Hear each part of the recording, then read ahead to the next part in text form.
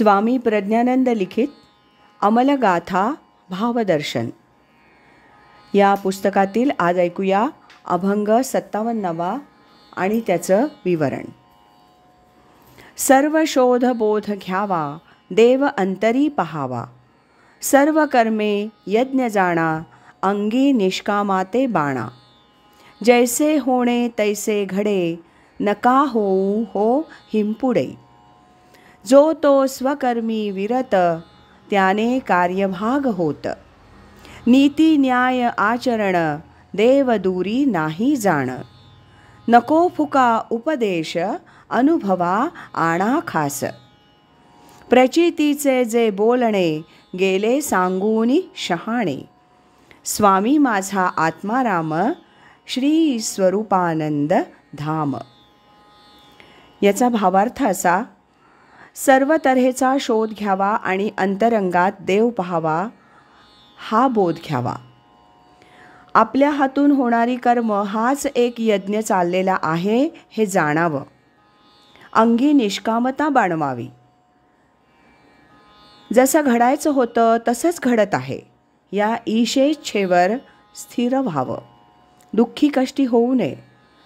जो तो आपापल्या कर्मामध्ये रमत असतो. नीती न्यायानं आपण प्रामाणिकपणे सत्याला स्मरून वागावं. असं वागणं हीच साधना होते. मग देव दूर असत नाही. नुसता शाब्दिक उपदेश नको, तसं वर्तन घडावं, अनुभव घ्यावा. ही सिद्धांत प्रचिती शहाण्या अनुभवी लोकांनी सांगितलेली आहे. माझे स्वामी म्हणजे माझा आत्मारामच आहे. श्री स्वरूपानंद हे माझं वास्तव्याचं विश्रांतीचं ठिकाण आहे. या अभंगावरचं चिंतन असं: बद्ध, मुमुक्षु आणि मुक्त असे साधकाचे चढत्या श्रेणीनं 3 प्रकार करता येतात. जो दृश्य सत्य मानून त्यातच रमतो तो बद्ध. ज्याला साधना करण्यात आनंद वाटतो तो मुमुक्षु. आणि जो आत्मारामाचा शोध घेऊन त्याच्याशी एकरूप होऊन जातो तो मुक्त होय. यालाच दृश्य क्रीड, साधना क्रीड आणि आत्मक्रीड असंही म्हणतात. हठयोग, राजयोग, कर्मयोग, भक्तियोग, तंत्रयोग, मंत्रयोग, लययोग असे साधनेचे अनेक प्रकार आहेत. सर्वव्यापी आत्मतत्वाचा शोध घेणं हाच या सर्व साधनांचा मुख्य उद्देश असतो. साधकाची बुद्धी स्थिर असावी, चित्त शुद्ध झालेलं असावं, साधना दृढ श्रद्धेनं करावी. मग साध्य आपोआप हाती येतं. देव ही सिद्ध करण्याची गोष्ट नाही, तर तो अंतर्यामीच पाहावा, शोधावा. हे साधनेनं ध्यानी येतं. साधकाची इच्छाशक्ती तीव्र असावी, सामर्थ्य संपन्न असावी. ती इच्छाशक्तीच अंतिम साध्यापर्यंत घेऊन जाते. जगात आपण धन, मान, पद, प्रतिष्ठा या 4 गोष्टी मिळवण्यात आयुष्य खर्च करतो, पण स्वतःलाच हरवून बसतो. आत्मप्राप्ती न होताच जीवन संपवणं म्हणजे मनुष्य जन्मच वाया घालवणं आहे. सतत कर्मनिष्ठा ठेवून, कर्माचाच आधार घेऊन भगवंताची भेट घेणं हा एक उत्तम मार्ग आहे. आपण खरा कर्मयोगी होऊन कर्म करावे. कर्मयोग्यानं काही महत्त्वाची पथ्य पाळावीत. कोणाचंही अनिष्ट करू नये. ज्यात आत्मकल्याण प्राप्ती होईल अशी उत्तम कर्म करावीत. शरीर, वाचा आणि मन याद्वारा कर्म होतात. आपल्या प्रारब्धानुसार, स्वभावानुसार जे जे काही करावं लागेल ते ते कर्म प्रामाणिकपणे करून नारायणाला समर्पित करावं, म्हणजे कर्ता निष्काम होत राहतो. निष्काम कर्ता भगवंताला स्मरून त्याच्या कृपेसाठी कर्म करीत असतो. वाईट कर्म आपोआप टाळता येतात. जे जे कर्म केलं जातं ते ते उत्तम आणि ईश्वराला आवडेल असंच केलं जातं.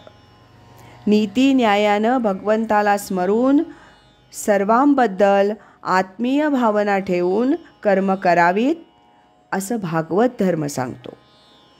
गुरु आत्मा आणि परमात्मा एकच मानून गुरुभक्ती करावी. भल्या बुऱ्या संकल्प विकल्पांना वश होऊन माणसं भली बुरी कामं करतात. मनानं मनाचा निरोध करावा आणि मनाला जिंकण्याचा प्रयत्न करावा. निर्भय निश्चिंत होण्याचा हा जाणत्या लोकांनी सांगितलेला उपाय आहे. सर्वांच्या हितातच माझंही हित आहे ही वृत्ती ठेवावी, म्हणजे संघर्ष संपून जातात. स्वामी स्वरूपानंद हेच माझं आश्रयस्थान आहेत, ते माझे परमधाम आहेत. अशा श्रद्धेनं मी त्यांची स्वकर्मकुसुमांनी पूजा करीत असतो. भागवतामध्ये श्रेष्ठ भक्त लक्षणं सांगितलेली आहेत. त्यात ज्यानं भगवंतालाच आपलं घर बनवून टाकलं तो उत्तम भक्त होय असं सांगितलेलं आहे. वासुदेवैक निलयः. हे होतं 57व्या अभंगाचं विवरण. उद्याच्या भागात 58व्या अभंगाचं विवरण आपण ऐकूया.